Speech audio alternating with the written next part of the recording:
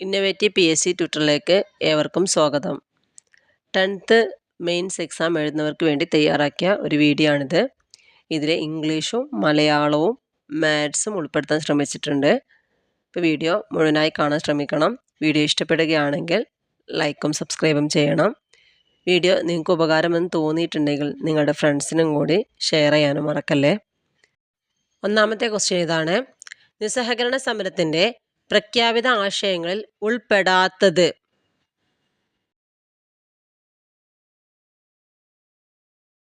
Answer option C, കൃഷിയിടങ്ങൾ തരിശിടുക എന്നത് നിസ്സഹകരണ പ്രസ്ഥാനത്തിൻ്റെ ലക്ഷ്യമല്ല.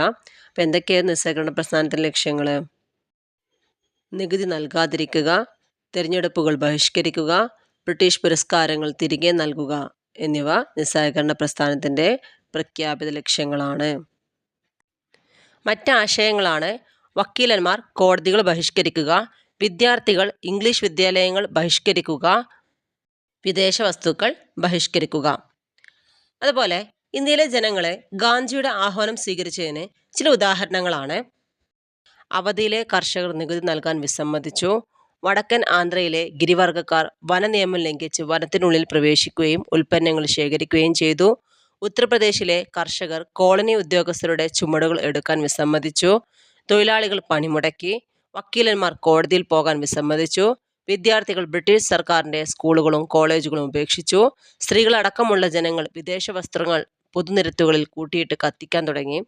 ഇതെല്ലാം ഈ നിസ്സഹകരണ സമരത്തിൻ്റെ ഭാഗമായിട്ട് ഉണ്ടായതാണ്.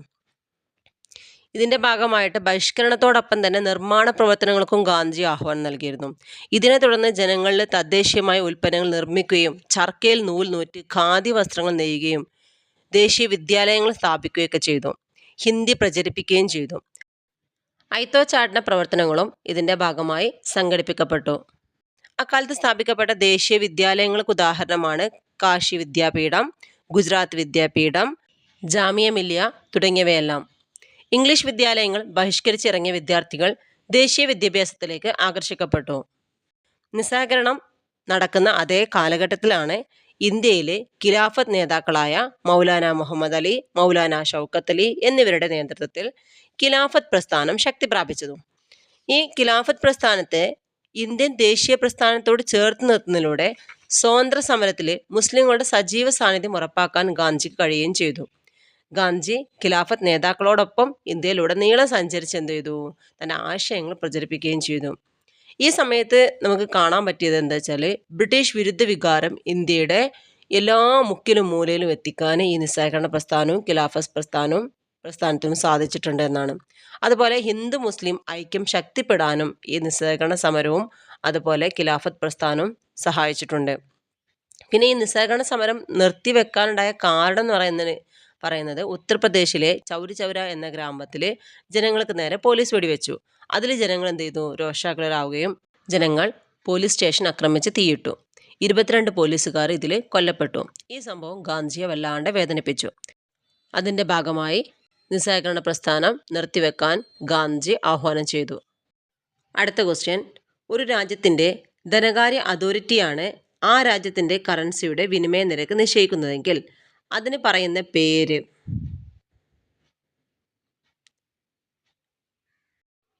ആൻസർ ഓപ്ഷൻ എ, സ്ഥിര വിനിമയ നിരക്ക്.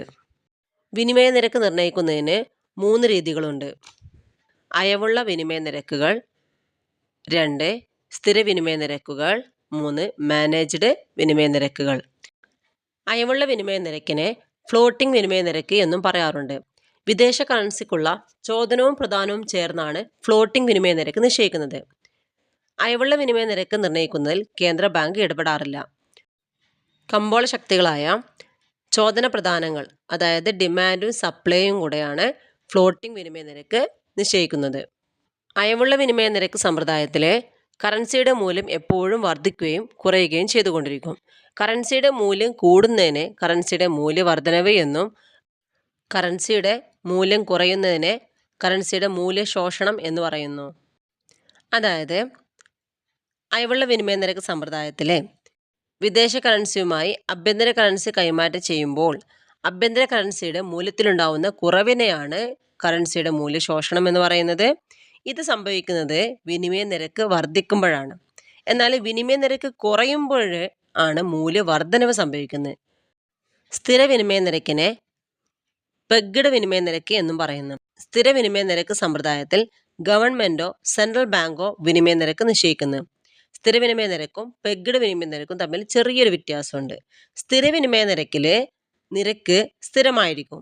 എന്നാൽ പെഗ്ഡ് വിനിമയ നിരക്കിൽ ധനകാര്യ അതോറിറ്റിക്ക് ഇതിലെന്ത് ചെയ്യാം, മാറ്റം വരുത്താവുന്നതാണ് എന്നാണ് പറയുന്നത്. ഇതൊരു പോളിസി ചരമായിട്ടാണ് പറയുന്നത്. ഇനി സ്ഥിര വിനിമയ നിരക്ക് സമ്പ്രദായത്തിൽ ഗവൺമെന്റിന്റെ മനഃപൂർവ്വമായ ഇടപെടൽ മൂലമാണ് വിനിമയ നിരക്കിൽ മാറ്റം വരുത്തുക. സ്ഥിര വിനിമയ നിരക്ക് സമ്പ്രദായത്തിൽ ഔദ്യോഗിക നടപടികളിലൂടെ ആഭ്യന്തര കറൻസിയുടെ മൂല്യം കുറയ്ക്കുന്നതിന് മൂല്യം കുറയ്ക്കൽ എന്നാണ് പറയുന്നത്. ഇത് സംഭവിക്കുന്നത് വിനിമയ നിരക്ക് വർദ്ധിക്കുമ്പോഴാണ് കറൻസിയുടെ മൂല്യം കുറയുന്നത്. അതുപോലെ സ്ഥിര വിനിമയ നിരക്ക് സമ്പ്രദായത്തിൽ ഔദ്യോഗിക നടപടികളിലൂടെ ആഭ്യന്തര കറൻസിയുടെ മൂല്യം വർദ്ധിക്കുന്നതിന് മൂല്യം വർദ്ധിപ്പിക്കൽ എന്നാണ് പറയുന്നത്. ഇത് സംഭവിക്കുന്നത് വിനിമയ നിരക്ക് കുറയുമ്പോഴാണ് കറൻസിയുടെ മൂല്യം വർദ്ധിക്കുന്നത്.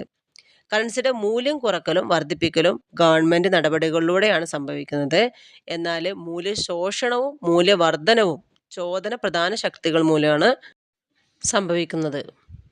അയവുള്ള വിനിമയ നിരക്കിൻ്റെയും സ്ഥിര വിനിമയ നിരക്കിൻ്റെയും ഒരു മിശ്രിതമാണ് മാനേജ്ഡ് ഫ്ലോട്ടിംഗ് വിനിമയ നിരക്ക് അല്ലെങ്കിൽ മാനേജ്ഡ് ഫ്ലോട്ടിംഗ് സമ്പ്രദായം എന്നറിയപ്പെടുന്നത്. ഈ സമ്പ്രദായം ഡേർട്ടി ഫ്ലോട്ടിംഗ് സമ്പ്രദായം എന്നും അറിയപ്പെടുന്നുണ്ട്. ഈ സമ്പ്രദായത്തിൽ വിനിമയ നിരക്ക് നിശ്ചയിക്കുന്നത് കമ്പോള ശക്തികളാണ്. എന്നാൽ ഒരു നിശ്ചിത പരിധിക്കുള്ളിൽ അത് നിയന്ത്രിക്കപ്പെടുന്നു. ഗവൺമെന്റ് വിനിമയ നിരക്കിന് ഒരു താഴ്ന്ന പരിധിയും ലോവർ ലിമിറ്റും ഒരു ഉയർന്ന പരിധിയും അഥവാ അപ്പർ ലിമിറ്റും നിശ്ചയിക്കുന്നുണ്ട്. ഈ രണ്ട് പരിധിക്ക് അപ്പുറം വിനിമയ നിരക്കിൽ ഏറ്റക്കുറച്ചിൽ ഉണ്ടാകുമ്പോൾ കേന്ദ്ര ബാങ്ക് കമ്പോളത്തിൽ ഇടപെടുകയും നേരത്തെ നിശ്ചയിച്ച പരിധിക്കുള്ളിലേക്ക് വിനിമയ നിരക്ക് എത്തിക്കുകയും ചെയ്യും. അടുത്ത ക്വസ്റ്റ്യൻ, ഏത് പഞ്ചവത്സര പദ്ധതിയിലാണ് ഖാദി ഗ്രാമ വ്യവസായ കമ്മീഷൻ സ്ഥാപിതമായത്?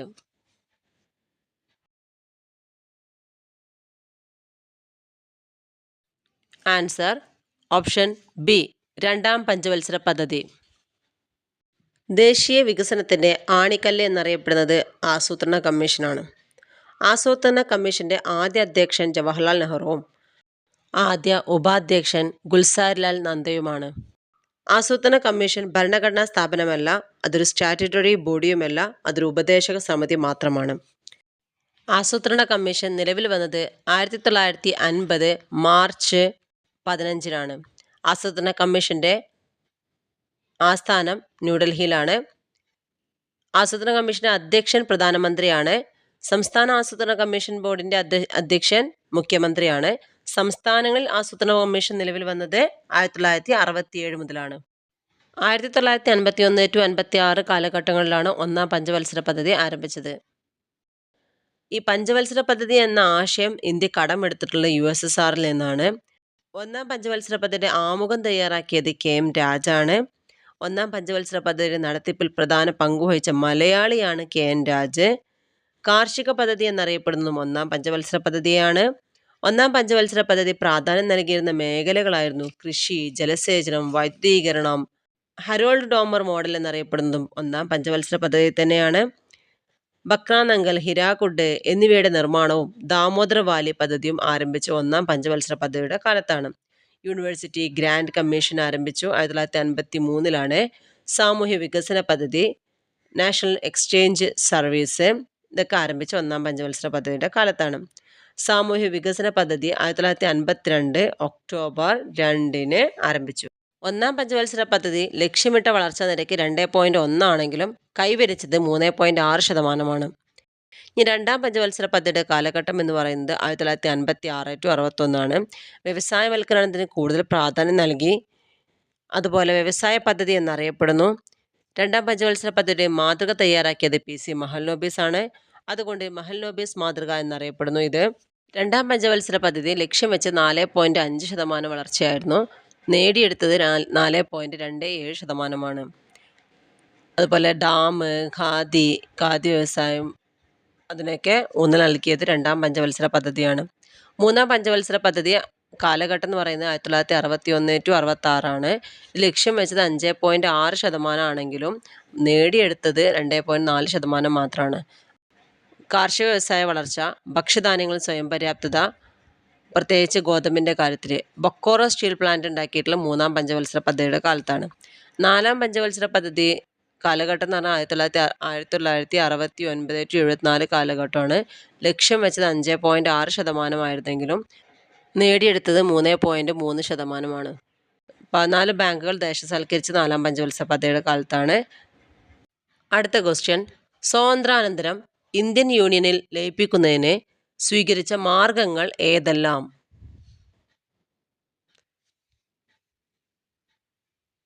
Answer option C 1, 2, 3. സൈനിക നടപടി, ലയനക്കരാറ്, അനുരഞ്ജനം.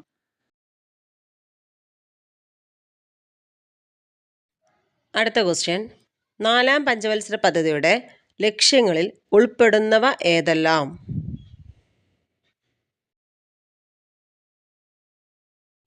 Answer option A 1, 3.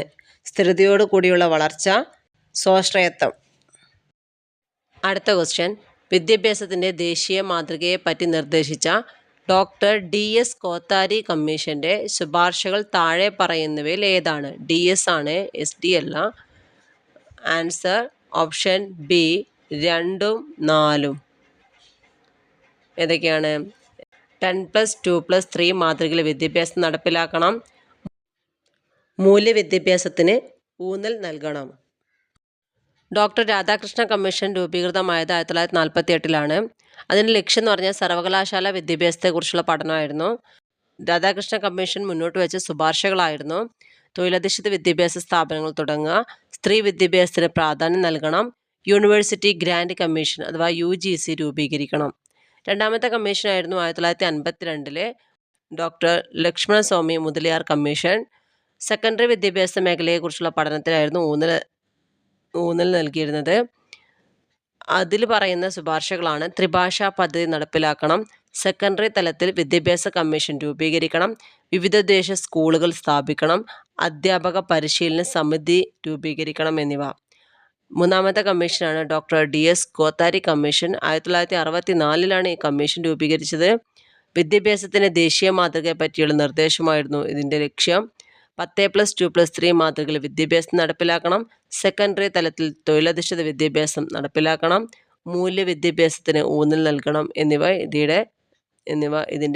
ഇതിൻ്റെ ശുപാർശകളായിരുന്നു. കോത്താരി കമ്മീഷൻ്റെ ശുപാർശകളായിരുന്നു. അടുത്ത ക്വസ്റ്റ്യൻ, ഭരണഘടന ഉറപ്പു നൽകുന്ന മൗലിക അവകാശങ്ങൾ നിഷേധിക്കപ്പെട്ടാൽ സമീപിക്കാവുന്ന കോടതി? ആൻസർ ഓപ്ഷൻ സി സുപ്രീം കോടതിയും ഹൈക്കോടതിയും. അടുത്ത ക്വസ്റ്റ്യൻ, 840 രൂപ വിൽപ്പന വിലയുള്ള തുണിത്തരങ്ങൾ 714 രൂപയ്ക്ക് വിൽക്കുമ്പോൾ വരുന്ന ഡിസ്കൗണ്ട് ശതമാനം എത്രയാണ്?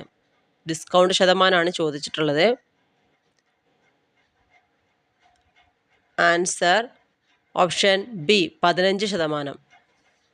840 രൂപയാണ് വിൽപ്പന വില.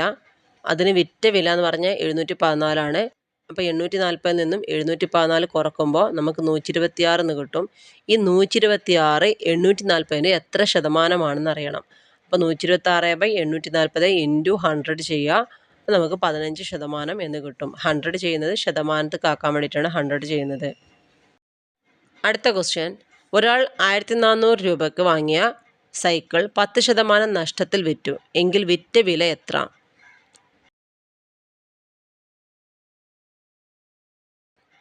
Answer option B 1260. ഇതിനെ നമുക്ക് രണ്ട് രീതിയിൽ ചെയ്യാം. 1400-ൻ്റെ 10% 140 കണ്ടിട്ട് 1400-ൽ നിന്നും 140 കുറക്കാം. അപ്പോൾ 1260 കിട്ടും. ഇല്ലെങ്കിൽ 1400-ൻ്റെ 90%, 10% നഷ്ടമാണല്ലോ, അപ്പോൾ 100% ഇല്ല, 90%. 100-ൽ നിന്നും 10 കുറക്കുക, 90%. അപ്പോൾ ഈ 90%, 90/100 കണ്ടാൽ നമ്മളൊന്നും കുറക്കാനും നിൽക്കണ്ട, നേരിട്ട് നമുക്ക് 1260 കിട്ടും. അതിന് 90%മാണ് 1260. അടുത്ത question, 54 km/മണിക്കൂർ equal dash metre second. കിലോമീറ്ററിനെ metre second ആക്കണമെങ്കിൽ 5/18 കൊണ്ട് ഇൻറ്റു ചെയ്താൽ മതി. അപ്പോൾ നമുക്ക് ആൻസർ 15 എന്ന് കിട്ടും. Answer option A 15. അടുത്ത ക്വസ്റ്റ്യൻ, രണ്ട് സംഖ്യകളുടെ ലസാഗു 36, ഉസാഗ 6, ഒരു സംഖ്യ 12 ആയാൽ മറ്റേ സംഖ്യ എത്ര?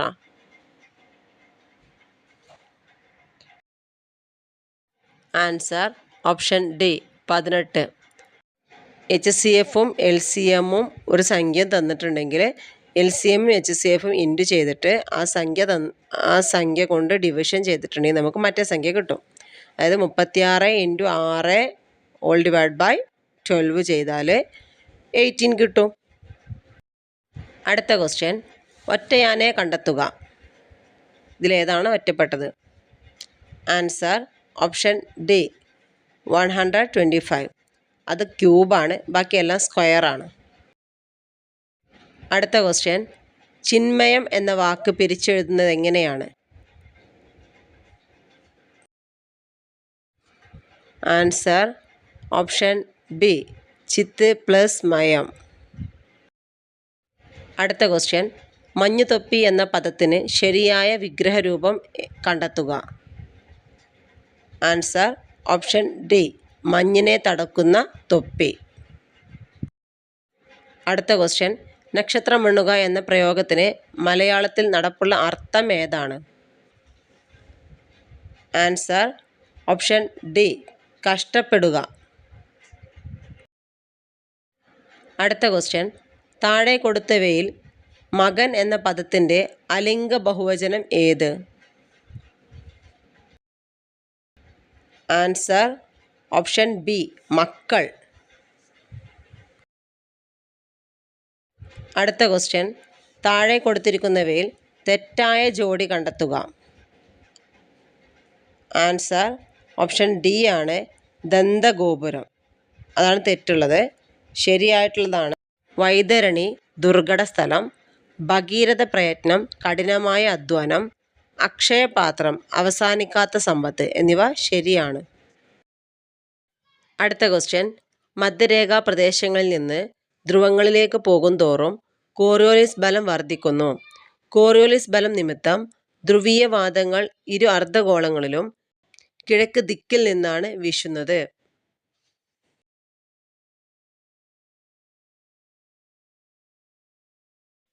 ആൻസർ ഓപ്ഷൻ എ 2 പ്രസ്താവനകളും ശരിയാണ്. അടുത്ത ക്വസ്റ്റ്യൻ, ഇൻസുലിൻ ഹോർമോണുമായി ബന്ധപ്പെട്ട് താഴെ കൊടുത്തിരിക്കുന്ന പ്രസ്താവനകളിൽ ശരിയായത് ഏതെല്ലാമാണ്?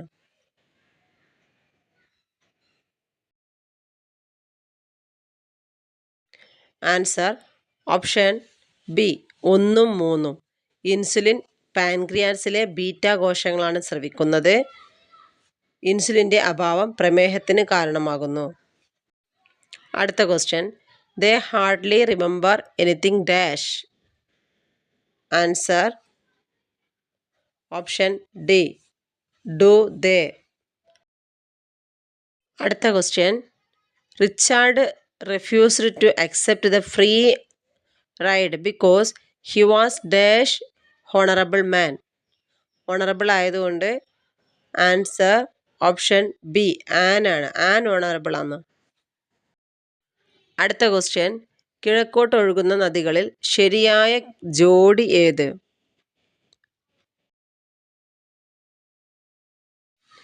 Answer option C 2, 3 Pambar Bhavani.